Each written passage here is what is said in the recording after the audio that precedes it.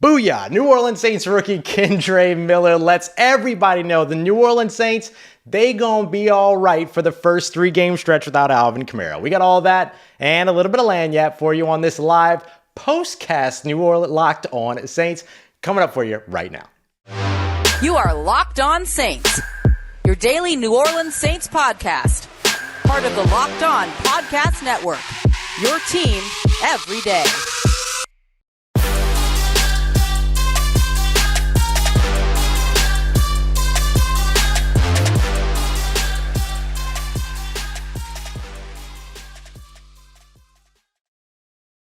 What is good, Who Dat Nation and Who Dat family? Welcome into another episode of Locked On Saints, your daily podcast covering your favorite team, the New Orleans Saints, part of Locked On Podcast Network, your team every day. Thanks so much, as always, for making Locked On Saints your first listen of the day every day. Don't forget, you can always subscribe and follow for free on YouTube or wherever you get your podcasts so you never miss the latest episodes. And of course, if you want to keep the conversation going one-on-one with me, you can head over to joinsubtext.com/LockedOnSaints to take part in our exclusive film studies, Q&As, inside information, game day chats, and much more. You also get an opportunity to join a community I would love for you to be a part of. As always, I'm your host, Ross Jackson, at Ross Jackson Nola on Twitter, your New Orleans Saints expert, credential member of the media. You can find me as a senior writer and reporter over at Saints News Network, Sports Illustrated's Fan Nation site, covering the New Orleans Saints every Tuesday on the Locked On NFL podcast, and here with you every single Monday through Friday, and then some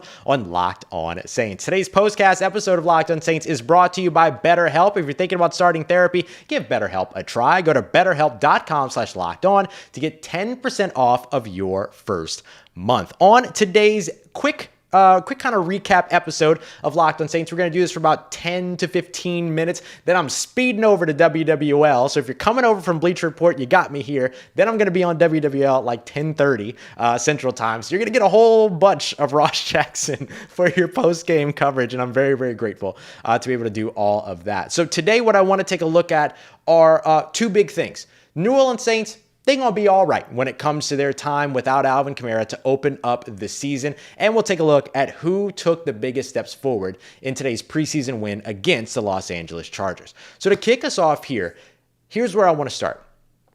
Kendre Miller just let the entire world know that every single one of those questions and doubts and all the things that there were around him and all of those things that everybody was concerned about around him, he let them all know, you ain't got to be worried about us. We gonna be all right, as Kendrick Lamar would say, and I think that's what Kendre Lamar, if you will, was walking off saying today, because he made one of the most Alvin Kamara-like catches today in this preseason game down that left sideline. I see the comment from Bionics. Kendre is him. I love it. Yes, going right down that left sideline, being able to get that pass, which, by the way, was delivered beautifully by Jameis Winston down that left sideline, making the contested catch, looking it in over his shoulder. Remember, this is a guy that caught like 28, 30 passes during his entire career at TCU, and that was one of the biggest question marks around him was, is he going to be able to catch the football the way that he needs to be able to operate within a New Orleans Saints offense? Well, there's your answer. Clearly, he absolutely can. And what does he do the very, very next play? Runs it right up the middle through and into the end zone as well. A touchdown that he absolutely deserved to be given. So I love that they gave him that play call right off the bat. But when you look at having an Alvin Kamara that's not going to be, a part of your team for the opening 3 games of the season because he's going to be serving that suspension. You've got Jamaal Williams back there, but who's going to be the change of pace back that can give you a little bit of everything, that can catch passes, that can get outside, that can run between the tackles, that can be tough, that can be that one cut back that has the breakaway speed to be able to hit the home runs as well? Kendre Miller. And if you haven't had the answer before, I think you got it today against the Los Angeles Chargers. That big catch down that left sideline was more than just a good play. That was a statement by Kendre Miller to let everybody know, say it with me, we gonna be all right. That's what he's telling everybody about the New Orleans Saints. So I love that. I love Love that play for him. That's a big confidence builder for him too. That's a huge confidence builder for everybody that maybe had those question marks. Big confidence builder for the coaches that are looking at him and that know. Like I spoke with Joel Thomas, the New Orleans Saints running back coach, months ago, and I asked him a little bit about if they're concerned about Kendre Miller being able to translate to the NFL as a pass catcher, just as a pass catcher. And what he told me was that they're not worried about that at all. They can see it on film. They can see that he's able to do it. Now they just want him to do it more and do it consistently. Maybe add some of the subtleties to his route running, expand his route diversity, those things. But the big thing that they mentioned to me, and this is the thing I want you to remember, Mark Ingram was not a pass catcher when he showed up in New Orleans when he was drafted from the Alabama Crimson Tide. Latavius Murray was not a noted pass catcher when he showed up here in New Orleans after spending years with multiple teams, including, of course, the Vikings and the Raiders. But what did they do when they were here? Them boys caught passes.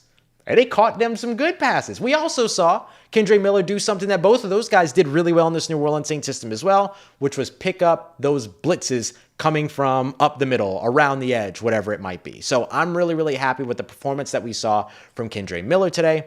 I think you want to see some of the other rookies answer more questions the way that Kendre Miller has. It just hasn't kind of turned the corner for a couple of guys yet. But there are a few players who did take their biggest steps forward. We're going to get to those that didn't in tomorrow's episode, but for today, I want to focus on the positives.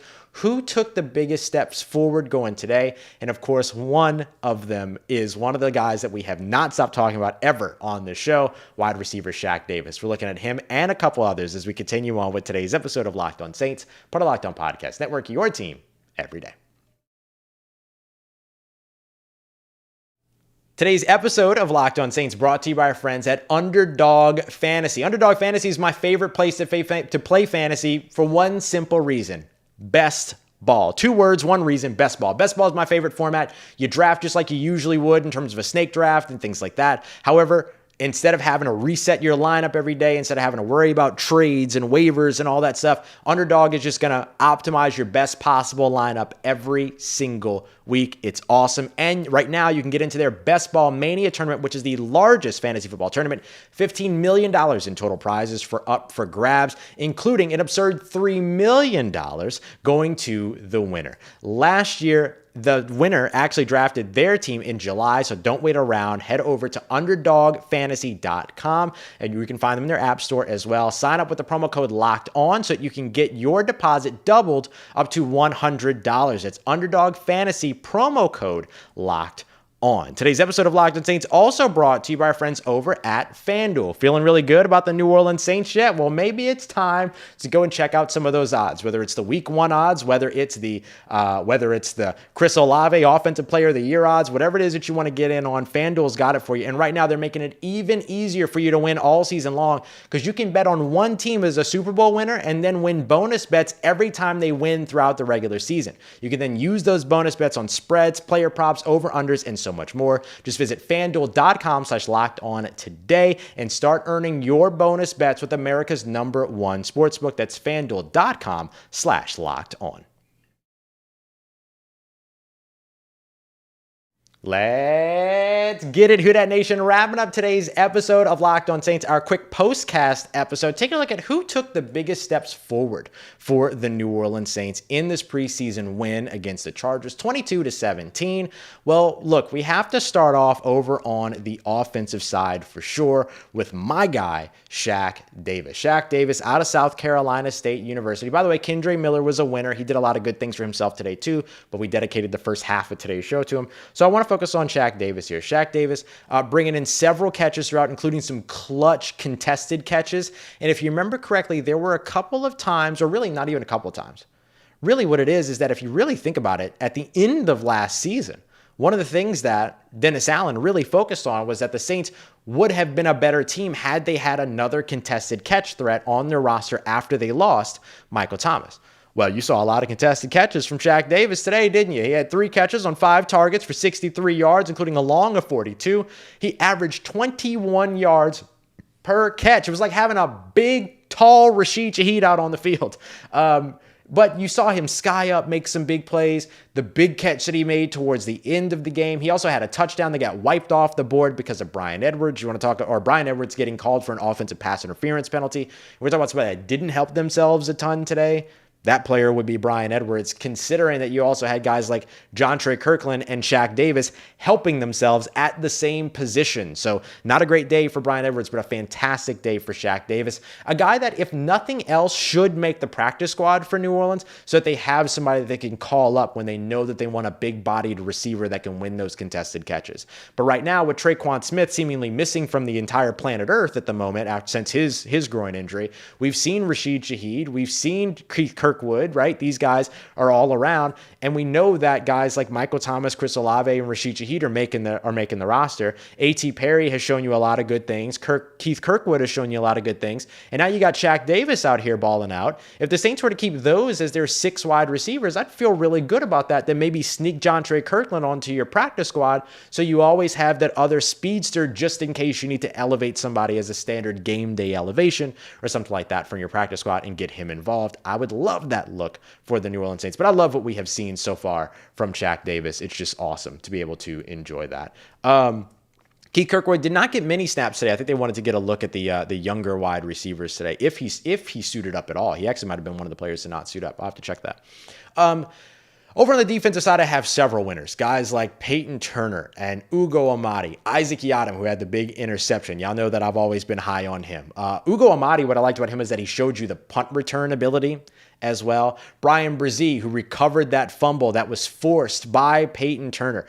Jack Heflin. Nico Lalos had like 3 sacks in this game. So really what I'll highlight is defensive line depth. And when I talk about defensive line depth, I mean the guys that are the reserves, but also the guys that are going to rotate in. Like if we accept that the starting 4 on the defensive line are Cam Jordan and let's say Carl Granderson on the edge, and then Nathan Shepard and Colin Saunders in the middle, that means that guys like Brian Brzee, he's a rotational guy all of a sudden.